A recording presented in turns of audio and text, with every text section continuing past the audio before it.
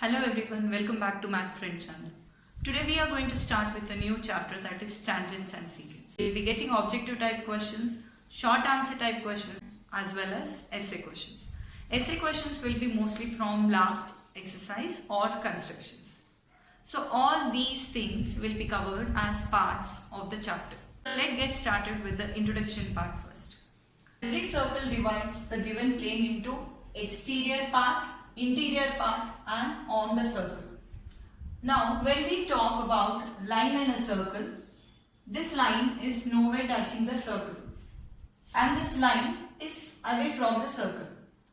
If the line is passing from 2 points on a circle, that is A and B, this is called secant of the circle. Secant of the circle intersects at 2 points of the circle, then this line is called as secant. Suppose the line is touching at only single point, then this is called as tangent of the circle. Tangent is a line which touches the circle only at one single point. Now if we try to draw the radius, line L will be exactly 90 degrees with the radius. Therefore, line L is called as tangent of the circle. Now tangent touches the circle at one single point, we said. Then this point is having a name called as point of contact. Point P is inside the circle. O is the center of the circle. For all the circles, O is the center of the circle. If the point P is inside the circle, then we cannot draw any tangent for this circle. So no tangents. No tangents. If the point P is outside the circle, that is point P is here, then how many tangents we can draw to the circle? We can draw it like this, one tangent, it's intersecting at one point, and one more tangent which intersects at another point. So PA and PB, these two are two tangents. If the point P is on the circle, then we can draw one tangent to the circle. Do remember these three conditions. If a point is interior to the circle, there is no tangents here. And if the point is exterior to the circle, we can draw two tangents. And if the point is on the circle, then we can draw only one tangent.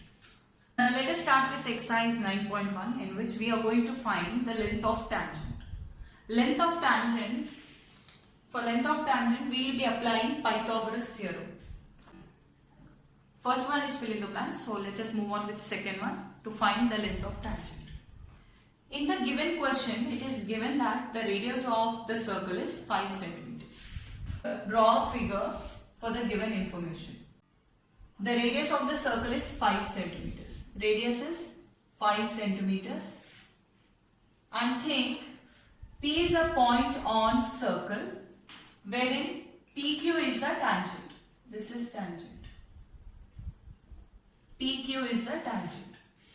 They also give the distance between O. Now we can see very clearly that OQ is 13 centimeters given in the question. 13 centimeters. At P is point of contact. Therefore here it will be 90 degrees. Remember this point, very important. Now very clearly it forms a right triangle. So what is given to us is equal to 5 centimeters.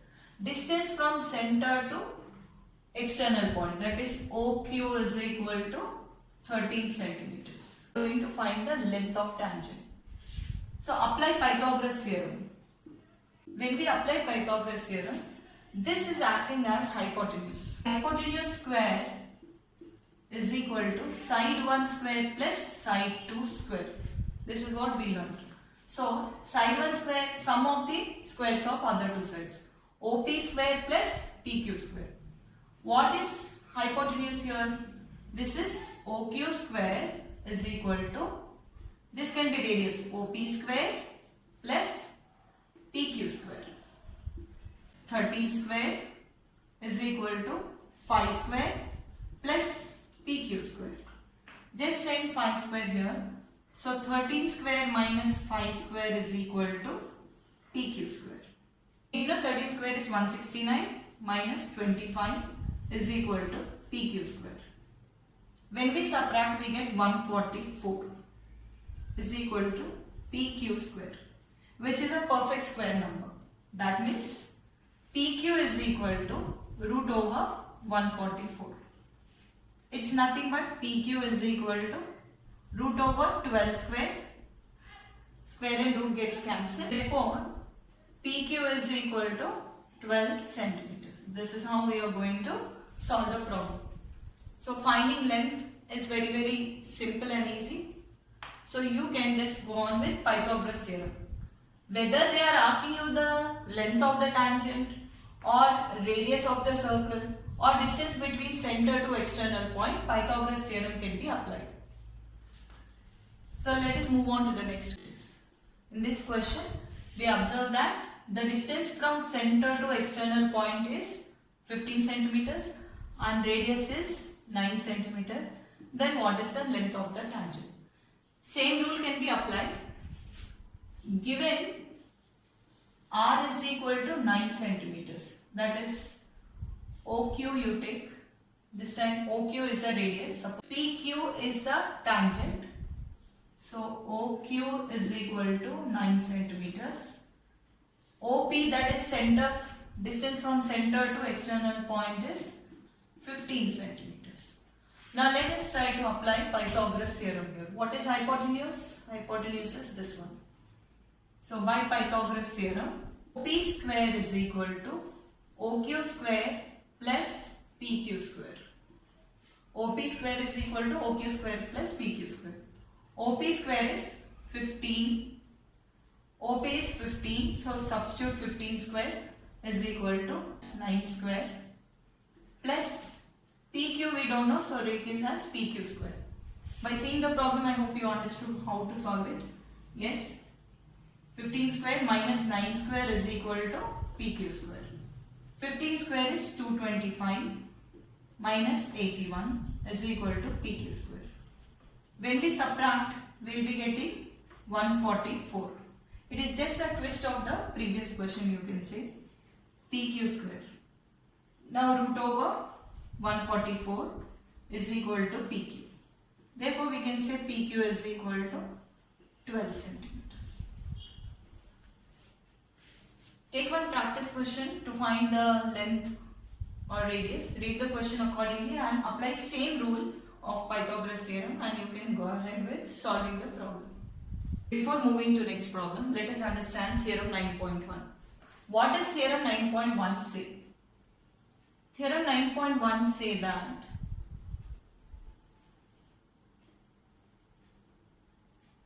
we know that from external point we can draw two tangents to the circle. We know this is point of contact and this is point of contact. We can clearly see two triangles here. In triangle AOP and triangle BOP. OP is common side, right? OA is equal to OB, which is equal to radius. Therefore, both sides will be same. And one more thing. What is that? It is this is 90 degrees and this is 90 degrees at point of contact. So angle OAP is equal to angle OBP. OBP. Both are equal to 90 degrees because it is point of contact, hypotenuse. Therefore, according to RHS congruency, we can say triangle AOP is congruent to triangle BOP, which means that we are saying both the triangles are congruent. That means when we fold or if we superimpose, both AP will intersect with BP. Therefore, AP is equal to BP. This is very important point. Concentric circle's radius is given as this is 3 centimeters and the outer circle is 5 centimeters. Smaller circle R is equal to 3 centimeters. Larger circle capital R is equal to 5 centimeters. Now the question is, AB is the chord of which one? Larger circle. So we are supposed to find AB. What is the length of chord? And it is touching at one point here with the smaller circle. For this one, if you join this and this one, just take this part AOB here. I am drawing it separately. AB is the length of the chord and this one is perpendicular, you think. The point here is D.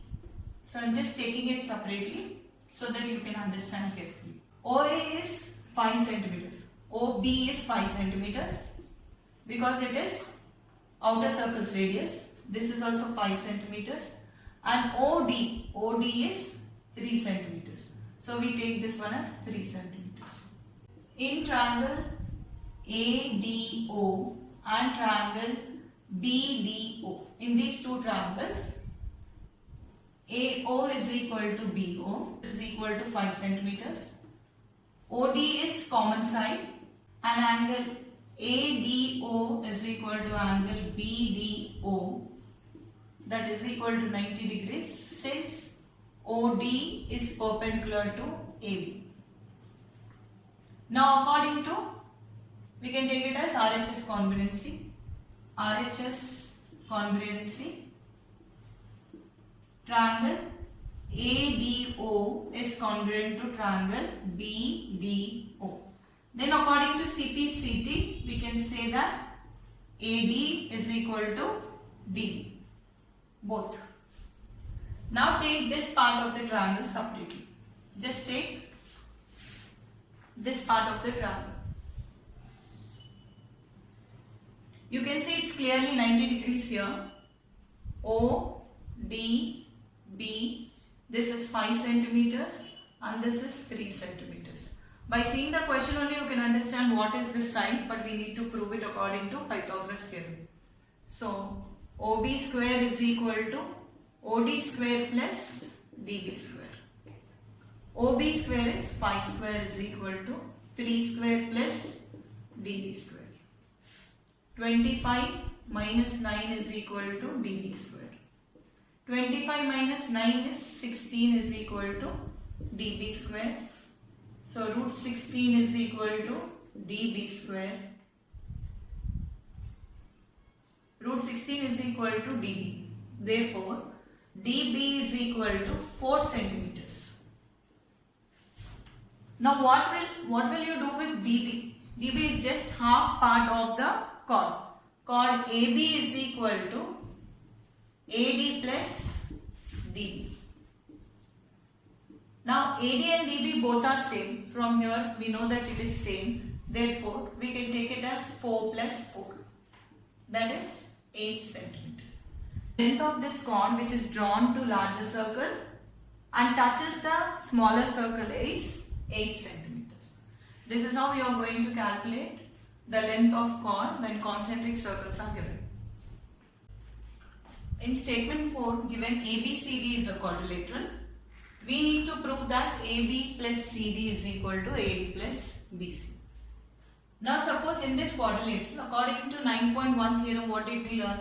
From any external point, the tangents, this is acting as tangent. AP is one tangent, AS is one tangent. Therefore, if A is the external point, then AP will be equal to AS. AP will be equal to AS. If B is the external point, then BP is equal to BQ. And if D is the external point, then we can write it as DR is equal to DS. And if C is the external point, we write it as CR is equal to CQ. Now we got 4 equations. Here you are going to add all. When we add all, we write it as all LHS will be adding and all RHS will be adding. So AP plus BP plus DR CR.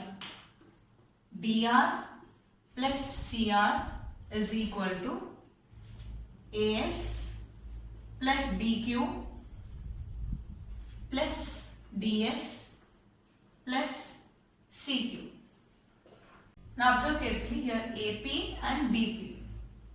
So we can just group it here AP and BP, DR and CR, DR and CR. So we can group it like that. and AS, DS. This part, AS, DS. These two, you group it. And BQ and CQ, group these two.